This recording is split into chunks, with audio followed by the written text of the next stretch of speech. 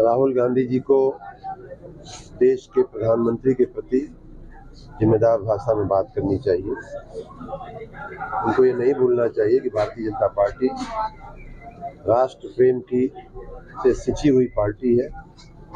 राष्ट्र प्रेम का खून भारतीय जनता पार्टी के एक एक कार्यकर्ता की रग रग में बहता है।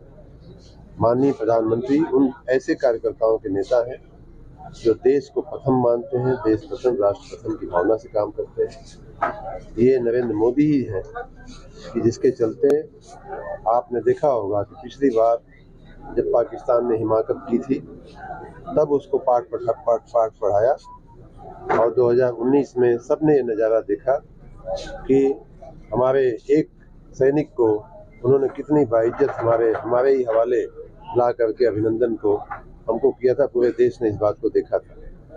इस बार भी पाकिस्तान ने जो हिमाकत की उसकी पूरी की पूरी सजा माननीय प्रधानमंत्री जी के नेतृत्व में, जब राहुल गांधी जी सो रहे होंगे उस समय रात में उन सारे आतंकवादियों के ठिकानों पर निशाना करके सैकड़ों आतंकवादियों को मारने का काम किया है।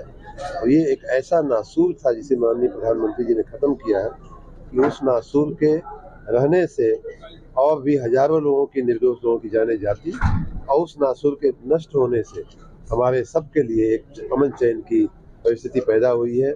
माननीय प्रधानमंत्री जी को मैं बड़े नज़दीक से जानता हूँ, व्यक्तिगत रूप से जानता हूँ, और उनके जितना हिम्मती व्यक्ति मेरे जीवन में अभी तक मैंने नहीं दिखा।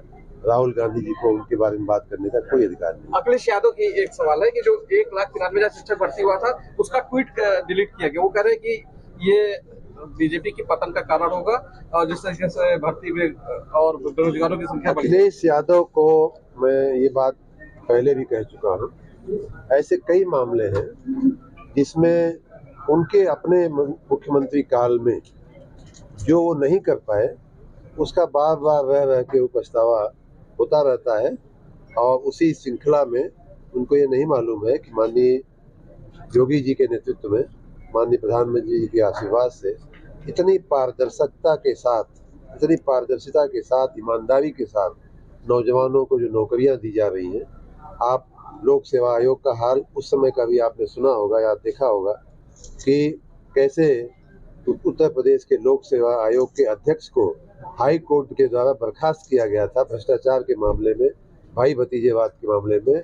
और अखिलेश यादव की सरकार थी कि जब उनके घर से एक चाचा की लिस्ट आती थी, एक चाची की लिस्ट आती थी, एक काका की लिस्ट आती थी, उस हिसाब से लोक सेवा आयोग में भर्तियां की जाती थी।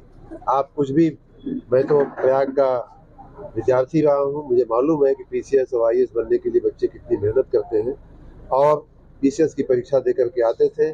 किसी का कितना भी अच्छा लिखा हुआ हो लेकिन उसकी जगह जो चिट्ठी आती थी उसके हिसाब से भर्तियां होती थी। तो ये दृश्य पूरे प्रदेश में देखा हुआ है। अखिलेश यादव को इन बातों पे कमेंट करने का कोई अधिकार नहीं।